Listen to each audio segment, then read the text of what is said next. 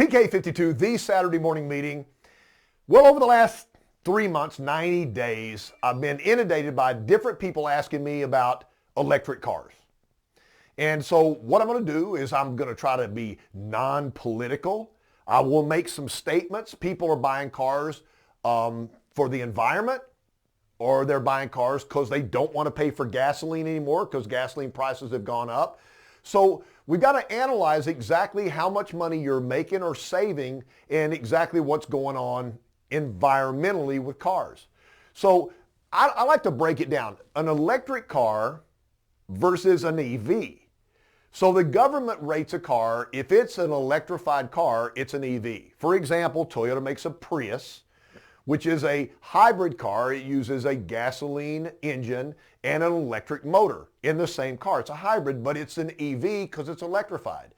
They have one step closer to a total electric car, which is the Prius Prime, which is a plug-in car that's all electric until the battery goes down and then it uses gasoline. But all those cars, in my opinion, are hybrid cars because they still use fossil fuels. There are manufacturers like Tesla, Ford, and other manufacturers that are getting into the completely electrified vehicle. So it's electric only a battery, no backup power source. So I wish the government would break it out and say these are fossil fuel cars, these are combination hybrid, electrified and fossil fuel, and these cars are completely electric only. And I think the numbers would be easier. So the way I've done research, and you could probably find different things, but about 310,000 vehicles sold in 2021 were all electric. So no fossil fuels, and that's close. Different sources give different numbers. About 50% of those cars were sold in one state, that was the state of California. About 600,000 plus EVs, which would include any company that made an electric car or a hybrid car. And so when I look at how many new cars are made per year, so total OEM sales, everything we make new every year is right now about 15 million. There's 280 million registered vehicles on the road. So when somebody says we're going to go all electrified the next couple of years, it takes a lot of time for 15 to go into 280 million. And so if everybody bought an electric car for the next so many years, it would still be a lot of gasoline cars on the road. So about 1% of all cars on the road right now are EV type cars. So we're still basically fossil fuels, but it depends on who you listen to. So the sources, when you hear somebody talking about an electric car and how they're powered, where's their source? I mean, if you're powering an electric only car from an electric plant that uses natural gas to run the plant, well, you're still burning fossil fuels. And the same thing with a coal burning plant. So that's all political, and everybody throws it back and forth.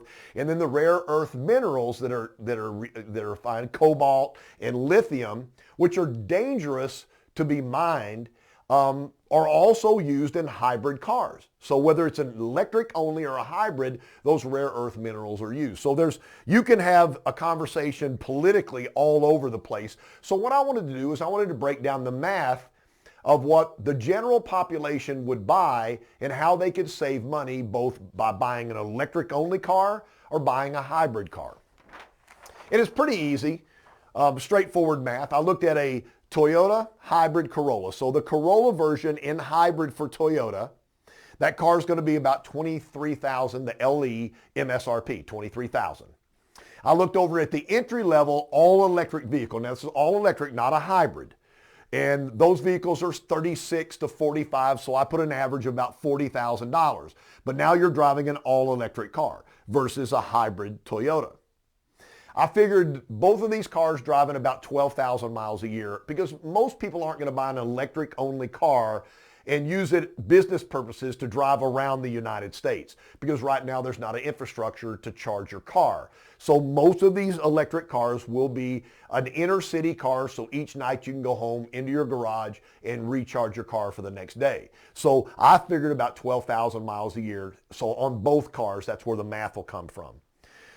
So the Corolla is pretty fantastic. So city driving is where it gets its better gas mileage, and it's average rated at 50 miles per gallon. So I took gas prices are up and down depending on what state you live in, but I said over the next 5 years, gas prices at $3 a gallon. If you want to plug in 4, if you want to plug in 250, you can certainly do the math on your own, but I figured 3 years at $3 a gallon for 87 octane gas would cost you, driving 12,000 miles a year, $3,600. That's how much you're going to pay for gasoline in this particular car doing city driving. I look over at the electric car, $40,000, and they're saying an electric car charged in your garage with a 240 charger. So upgrading your electric system in your garage to 240 gives you the ability to quick charge your car. So that's what's recommended. So it's that level 2 charger. It's going to raise your electric bill about $60 a month. So if you look at $60 times 12 times 5, it's crazy. It's $3,600. So your electric bill will go up $3,600, or you're going to buy $3,600 worth of gas. Somebody said, well, gas may be higher than $3 a gallon, and your electric bill might also go up. So these are relative based upon what's going on right now. So I go 3,600, and I do it into 23,000. I've got 26,600. That's my total investment into the car. That doesn't count any interest rate that if I have to finance the car or any maintenance. That's just the general cost of my car. I go back over to the entry-level electric car. I go 40,000. I've got my electric charge for the year for 5 years, 3,600.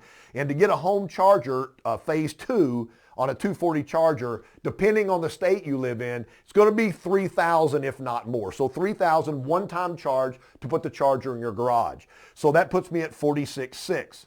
So over here, my annual breakdown, if I break it over 5 years, is $5,300 or $5,320. Over here, it's $9,320.